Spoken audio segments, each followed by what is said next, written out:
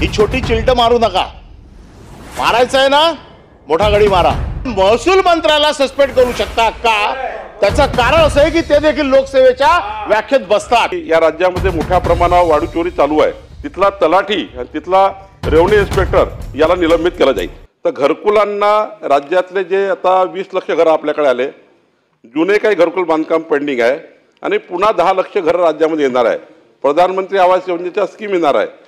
त्यामुळे आपण आता निर्णय घेतलेला आहे की ज्या ग्रामपंचायतीमध्ये, ज्या नगरपंचायतीमध्ये, ज्या भागामध्ये वाळू घाट आहे, नदी नाल्यावर वाळू उपलब्ध आहे, ईसी असो की ईसी नसो, पर्यावरण मंजुरी असो की पर्यावरण मंजुरी नसो, घरकुलांना तुम्ही 5 ब्रास रेती तहसीलदारनी 5 जनरेट करून, तहसीलदारनी महाखनिजच्या ऑनलाईन पोर्टलवरनं 5 त्या ठिकाणी जनरेट करायची, ती वाळूची 5 घरकुलाला घरोघरी पोचून द्यायची आमच्या तलाठ्यामार्फत। आणि आमचा तलाठी तो 5 घरी पोचून देईल 5 ब्रासची, आणि त्या घरकुल मालकांनी आपल्या ग्रामपंचायतच्या जवळच्या रेती घाटावर ती घ्यायची, नसेल तर बाजूच्या तालुक्यातनं घ्यायची, तहसीलदारनी त्याला आयडेंटिफाय करून द्यायचं कुठून वाळू उचलायची। हा एक निर्णय आपण घेतला। दुसरं, ईसी असो की ईसी नसो, अंबादासजी, ईसी असो की ईसी नसो, स्थानिक बांधकामं म्हणजे स्थानिक ग्रामपंचायतमध्ये जेवढे बांधकामं करायचे असतील त्यांनी 600 रुपये रॉयल्टीच्या हिशोबाने 100 ब्रास, 200 ब्रास, 500 ब्रास जी काय रेती ग्रामपंचायतला नगरपालिकेला लागेल ती सुद्धा तहसीलदारकडे अर्ज करायची, त्यांनी त्यांना पासेस उपलब्ध करून द्यायच्या। आणि तिसरं, ग्रामपंचायतीमधले नगरपंचायत काही प्रायव्हेट बांधकाम असतील, खाजगी बांधकाम असतील ज्या वाळू घाटाच्या एरियामध्ये, त्यांनी सुद्धा तहसीलदारकडे अर्ज करायचा, त्यांना सुद्धा तहसीलदारनी टीपी उपलब्ध करून द्यायची। म्हणजे तहसीलदारला नोडल अधिकारी केला आणि वाळू ही स्थानिक रेती घाटावरनं ईसी असो की ईसी नसो तरी आपण स्थानिक बांधकामांना ही या ठिकाणी वाळू धोरणामध्ये स्पष्ट उल्लेख केलेला आहे। त्यामुळं दादाराव केचेजी, मला माहिती आहे की या राज्यामध्ये मोठ्या प्रमाणावर वाळू चोरी चालू आहे, एका दिवसात कंट्रोल येणार नाही, पण मी तुम्हाला दाव्याने सांगतो की आत्ता आपण हे दोन्ही वाळू धोरण आल्यानंतर आत्ता तुमच्याकडे जी तुम्ही जो रेतीसाठा पकडला आहे तो आम्ही घरकुलाला पूर्ण, आणि जो रेतीसाठा पकडला जाईल चोरी करणाऱ्याकडून, तो रेतीसाठा स्थानिक बांधकामांना, स्थानिक घरकुलाला हे तहसीलदार कलेक्टर उपलब्ध करून देतील, दुसऱ्या कुठल्याही कामाला देणार नाही, असाही निर्णय शासनाने घेतला आहे।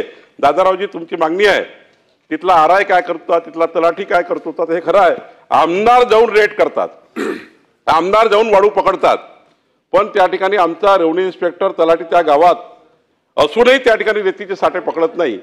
मी या देऊरवाडाचा जो त्या ठिकाणी रेती घाट आहे ज्यातनं तुम्ही हा भ्रष्टाचार की रेती घाटाचा जो गैरव्यवहार पकडून दिला आम्हाला, तिथला तलाठी आणि तिथला रेव्हन्यू इन्स्पेक्टर याला निलंबित केलं जाईल। महसूल मंत्र्यांनी पदभार घेतल्यानंतर चांगले निर्णय घ्यायचा धडाका सुरू केलेला आहे। हा पण निर्णय तुम्ही घेतला, याच्या मागे राधाकृष्ण विखे पाटील होते, त्यांनी सुद्धा अशा प्रकारचा निर्णय घेतला।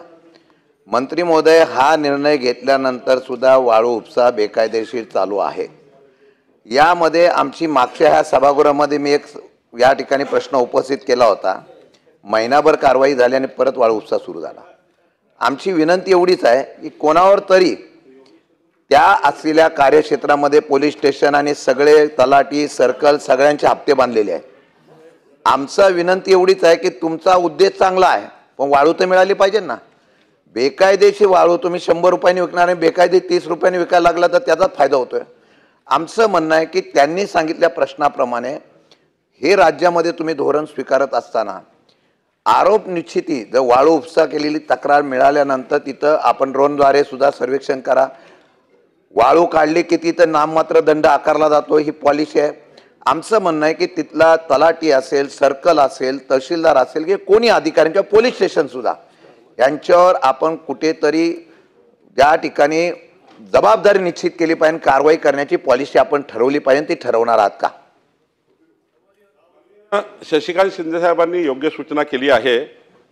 माननीय सभापती महोदय, ही गोष्ट खरी आहे की वाळू राज्यामध्ये चोरी होत आहे का? तर चोरी होत आहे। मी आधीच सांगितलं, मी मान्य करतो की एका दिवसात काही बदलणार नाही, कारण याला 2-3 धोरणं आपण आणले आहे। आता वाळू धोरण आणलं आहे, पण एक चांगलं धोरण राज्यामध्ये उद्यापासून येत आहे, म्हणजे जाहीर केलं आहे एमसँड धोरण। एका जिल्ह्याला 50 क्रेशर आपण देतो आहे। काल त्याची पॉलिसी आली, काल त्याची SOP आम्ही इश्यू केली। कृत्रिम वाळू तयार करणे, दगडापासून वाळू तयार करणे. मी तुम्हाला सांगतो, जेवढी मागणी आहे तेवढी जर पूर्तता राज्याने केली ना तर वाळू चोरी होणार नाही. वाळू चोरी काय आहे? कारण जेवढी मागणी आहे तेवढी पूर्तता आपण नैसर्गिक वाळूची करू शकत नाही. म्हणून आता एमसॅन धोरण आणलं. एका जिल्ह्यात 50 क्रेशर उद्या आम्ही लॉन्च करतो आहे. फर्स्ट कम फर्स्ट, त्याला इंडस्ट्रियल पॉलिसीचे सर्व बेनिफिट आपण देतो आहे. आणि उद्यापासून कलेक्टर प्रत्येक जिल्ह्यात 50 वाळू क्रेशर. मी तुम्हाला सांगतो, ज्या दिवशी या राज्यामध्ये 1,500 एमसॅनचे क्रेशर लागतील, नैसर्गिक वाळूवर हे राज्य 90% विड्रॉ होईल. इतकं महत्त्वाचं धोरण आपण आणलं. मला माहिती आहे तोपर्यंत हे ब्लॅक मार्केटिंग चालू होणार आहे. राहिला प्रश्न, आता आपण सांगितलं की या ठिकाणी तुम्ही जिथे वाळू चोरी चालू आहे त्या तहसीलदार, त्या अधिकाऱ्याची जबाबदारी फिक्स करणार आहे का? पोलीस याच्यामध्ये 3 भाग केले. आता काल माननीय मुख्यमंत्र्यांनी एक आदेश काढला की महसूलनी पकडलं त्याच्यावर पोलीस केस दोन्ही गुन्हे दाखल करायचे. जर पोलिसांनी पकडलं तर महसूलचा गुन्हा दाखल करायचा. आता काय होत आहे, पोलीस पकडतं तर महसूलवाले दाखल करत नाही, आणि महसूलवाले पकडलं तर पोलीस दाखल करत नाही. आता जॉईंट काल मुख्यमंत्र्यांनी आदेश काढले, दोन्ही कारवाई करायच्या. आणि तिसरी कारवाई या ठिकाणी माननीय परिवहन मंत्री असतील त्यांच्याकडे आम्ही आज नस्ती पाठवली आहे, अनिल परब साहेब, की असे जर आढळले तर एकदा गुन्हा केला असेल तर वाहन 15 दिवसाकरता सस्पेंड, दुसऱ्या गुन्ह्यात सापडलं असेल तर महिनाभराकरता सस्पेंड, तिसऱ्या गुन्ह्यात सापडलं परमनंट सस्पेंड. असा परिवहन खात्याचाही एक निर्णय या ठिकाणी येतो आहे. त्याचंही त्या ठिकाणी इम्प्लिमेंटेशन परिवहन खातं आता करण्याचं त्यांच्याकडे नसती गेली आहे. त्यांनी अजून निर्णय घेतला नाही, पण गृह खात्याने आणि महसूल खात्याने हा निर्णय घेतला की दोघांची कारवाई होईल. अनिल परब. बावनकुळे साहेबांनी अतिशय सविस्तर उत्तर दिलेले आहे आणि त्यांच्या ताकदीचा मला अंदाज आहे. एक यशस्वी, दमदार मुख्यमंत्र्यांचे अतिशय जवळचे, आणि त्यांचे अधिकार पण त्यांनी सांगितलेत की पोलिसाला सस्पेंड करायचे अधिकार आहेत, महसूल खात्याच्या तलाठ्यांना अधिकार आहेत. हे अधिकार तुम्हाला काय आहेत? कारण ते लोकसेवकेच्या व्याख्येत बसतात, म्हणून तुम्ही करू शकता ना. नॉर्मल माणसाला तुम्ही पोलिसाकडेच द्याल. आमदार वाळू पकडतायत, बरोबर आहे. आमदार देखील लोकसेवेच्या व्याख्येमध्ये बसतो, पण महसूल राज्यमंत्री वाळू पकडतायत. आणि मी तुमच्याकडे 5 प्रकरणं देतो पुढच्या 3 दिवसात की महसूल राज्यमंत्र्याने वाळू पकडली आणि ती वाळू तुमच्या धोरणाप्रमाणे जे तहसीलदाराने 5 ब्रास गरिबांना द्यायला पाहिजे ती दिली नाही. आता माझा साधा प्रश्न आहे, जी ताकद, जी हिम्मत एक कणखर महसूल मंत्री म्हणून तुम्ही तलाठ्याच्या बाबतीत वापरताय, तहसीलदारच्या बाबतीत वापरताय, आरटीओच्या बाबतीत वापरताय.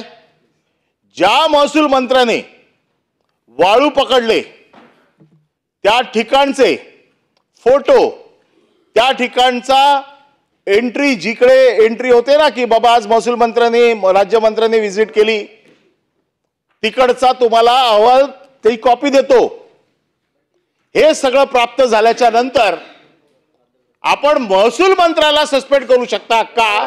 त्याचं कारण असं आहे की ते देखील लोकसेवेच्या व्याख्येत बसतात. आमच्यावरती दाखल केलं ना लोकसेवेच्या व्याख्येत बसतात म्हणून. आता हिम्मत दाखवा. आणि माझा साधा प्रश्न आहे, ही छोटी चिलट मारू नका. मारायचं आहे ना, मोठा गडी मारा.